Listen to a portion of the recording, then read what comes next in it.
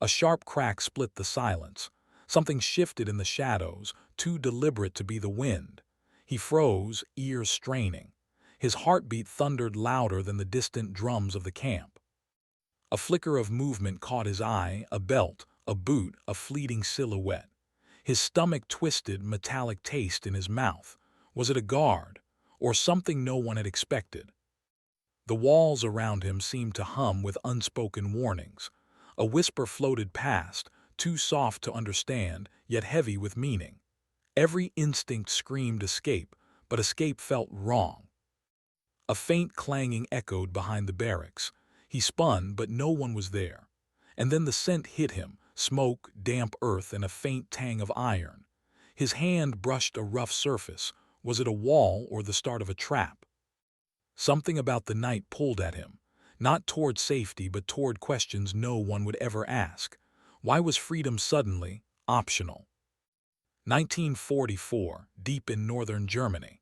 The war raged beyond the camp, but inside, life moved under its own strict rules. Curfew, roll call, and ration lines dictated existence. Rumors spread faster than orders. A missing notebook, a guard's glance too long, a ration unaccounted for, small anomalies that everyone noticed but no one addressed. The camp seemed alive with tension, its walls whispering secrets of the outside world. Every day brought small disturbances, shadows in the wrong places, whispers that died mid-word, the inexplicable silence after a bell. Even ordinary routines carried danger. Prisoners counted each movement, watched each other, feared the unknown. And amid it all, one man began noticing the cracks that no one else dared to follow. Hans, formerly a Berlin factory worker, moved with careful observation. Quiet, sharp-eyed, he noticed stolen rations, whispered warnings, subtle glances. Something about him always seemed detached from the fear that gripped others. Klaus, reckless and loud, tested boundaries constantly.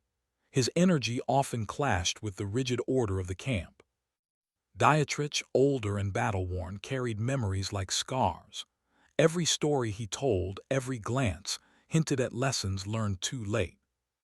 Hans' interactions were brief yet telling. A glance, a stolen ration returned, a whispered warning. Each small event built suspense. Why did Hans linger where others avoided? What unseen motives drove him? Even casual actions, footsteps, the tilt of a head, a hand resting on a gate, hinted at mysteries the audience could feel but not yet explain. Logs disappeared overnight. The guard's notebook had torn pages. Footsteps echoed where none should have been. Every corridor hummed with unseen movement. A bird froze mid-flight in the courtyard. Whispers stopped in mid-word. Even the wind seemed heavy with expectation. Tensions flared over small things. A missing hammer, a shadow crossing an empty path, a guard's glance that lingered too long. The camp's atmosphere hinted that something outside the rules was about to unfold.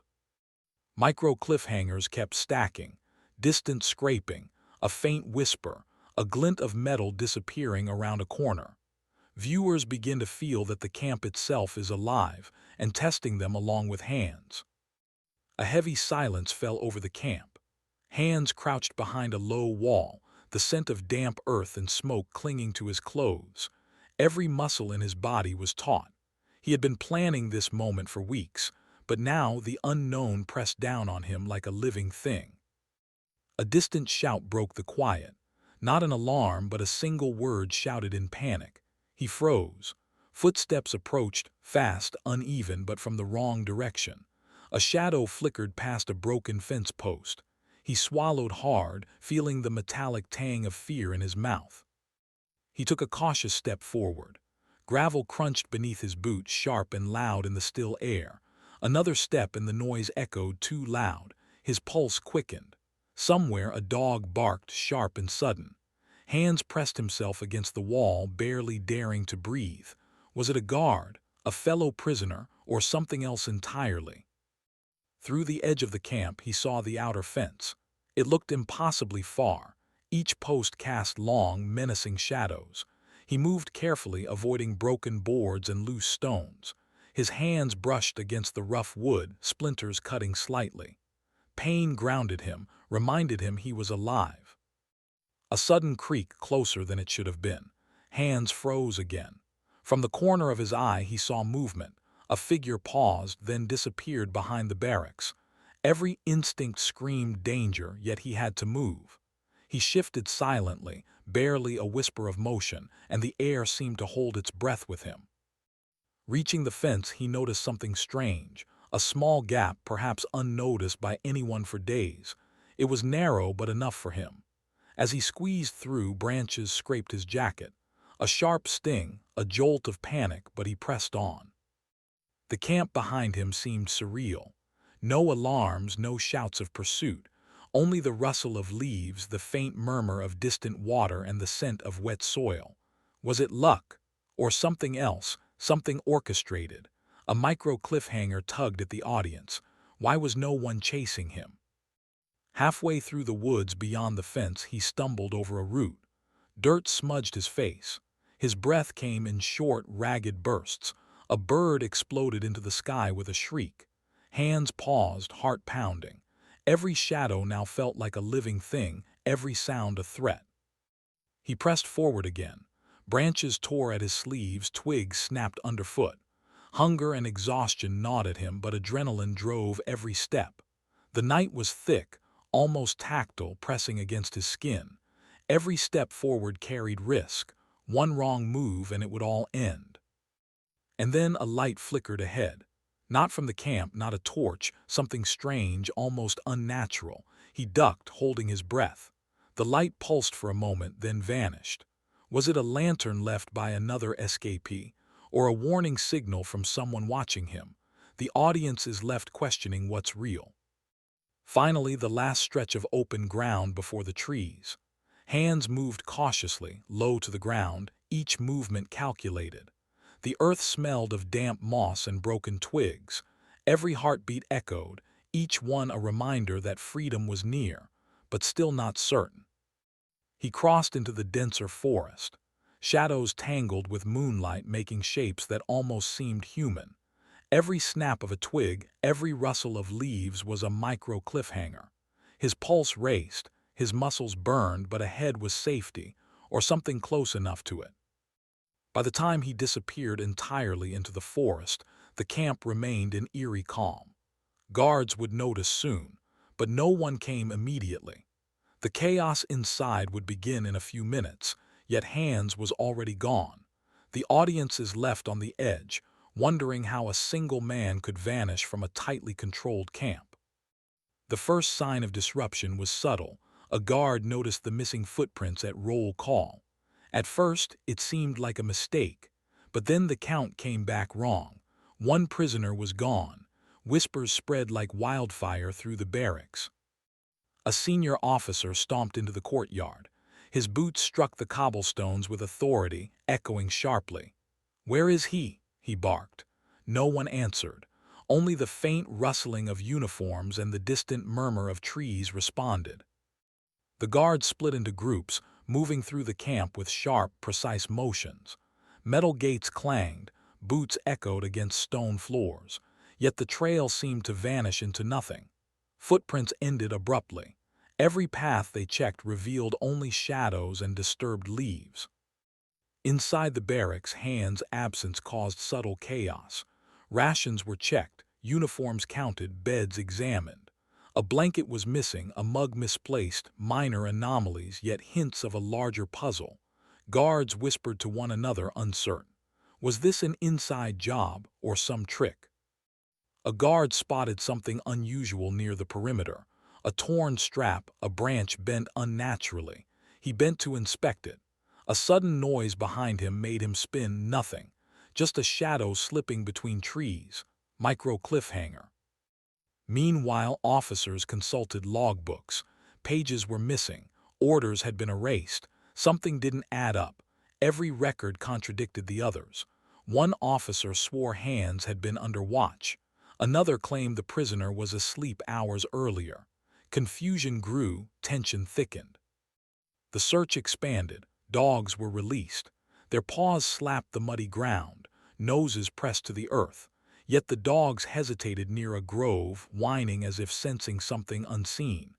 Guards exchanged nervous glances. Another micro cliffhanger. What were the dogs sensing that humans could not? A whistle finally blew. Groups were called back. No trace of hands. No answers, only questions. The camp felt off. Unsettling. Every shadow, every flicker of movement suggested that something had happened that no one was supposed to understand. By the end of this step, tension is at its peak. Viewers feel the contradictions, secrecy, and mystery of Han's disappearance. Every minor detail, the missing strap, the hesitant dogs, the erased records, serves as a micro cliffhanger, keeping the audience glued to the next step, theories and hidden truths. The camp settled into an uneasy routine, but the question hung in the air. What happened to Hans? Officers and prisoners alike whispered theories, each more unsettling than the last. Some whispered Hans could not have vanished alone. Perhaps a guard secretly guided him, leaving gates unlocked, logs erased, and shadows to cover his trail. Yet no guard admitted involvement. In fact, several claimed to have watched him constantly, their alibis airtight. A torn strap, a misplaced tool, a glint of metal in the darkness, each suggested someone had helped him or at least allowed him to leave. Micro cliffhanger. If someone helped, why did they remain silent? Another possibility. Hans walked away because freedom didn't matter to him. He might have been detached from reality, indifferent to escape, as if the camp was a stage and he a spectator. Yet the meticulous planning, the precise timing, the awareness of every shadow contradicted this. Could someone act so carefully while being mentally detached? Every thought felt like a contradiction. Perhaps Hans was part of a resistance network. Some prisoners hinted he might have been on a secret mission, leaving to join allies beyond the forest. But there were no messages, no evidence of a meeting, no trace outside the camp. His meticulous planning suggested he knew something no one else did. Micro cliffhanger. What if the mission existed, but left no record? The most disturbing theory, the camp itself was complicit. Some suggested Hans' disappearance was a deliberate test by higher authorities. Gates left unlocked, logs erased, shadows allowed to linger. But why only Hans? Why never repeat with anyone else? Every action that day seemed orchestrated, and yet no one could explain why. Evidence, or lack thereof, was equally confounding. Missing logbooks, erased records, conflicting witness statements. Even the dogs had hesitated near a particular grove, suggesting the presence of something unseen. Was it luck, planning, or manipulation? Every micro cliffhanger in this step fuels debate. A shadow flickers across a page of an erased logbook. A guard pauses mid-sentence. Another whispers a name that might never be verified. The audience is left questioning. Which theory is true? Is Hans gone by choice, by force, or by design? As speculation spreads, the camp feels haunted. Prisoners glance at corners, guards hesitate before gates, officers scribble in notebooks that no one will read. Everything points to one terrifying possibility. The truth may have been intentionally obscured. By the end of this section, viewers are fully immersed in the mystery, weighing each theory, sensing contradictions, and emotionally engaged. The stage is set perfectly for the haunting conclusion, where the final unanswered question lingers. The camp returned to its routine, but nothing felt the same. The quiet corridors were heavier, shadows longer, whispers sharper. Hans was gone, and no one could explain how or why. Officers avoided certain corners of the compound. Guards hesitated near the outer fence. Prisoners exchanged glances that carried questions they dared not speak aloud. Every footstep, every rustle of leaves seemed charged with his absence. Some traces remained, splintered wood at the fence, faint impressions in the mud, a torn strap lying where it shouldn't be. Small anomalies, almost invisible, but enough to hint that Hans had passed through, and that someone or something had allowed it. Micro cliffhanger. Had he really left, or was he still somehow within reach? Months passed, yet no word arrived. Not a rumor, not a whisper outside the camp, nothing. Officers scoured records, cross-checked logs, interrogated prisoners, but the trail went cold. The tension was palpable. Silence itself seemed to carry a warning. And then the chilling thought. What if Hans' disappearance wasn't just an escape, but a message? Something deliberate, meant to unsettle the camp and leave questions dangling. The audience feels the unease, sensing that freedom in this story was not as it seemed. Finally, the lingering question returns. Why did Hans walk away from freedom, and why did nobody ask why? Was it choice, madness, or something far beyond comprehension? Every mystery, every shadow, every erased record points to one truth. Some answers were never meant to be found. The camera pans over empty barracks, silent gates, and the dark forest beyond.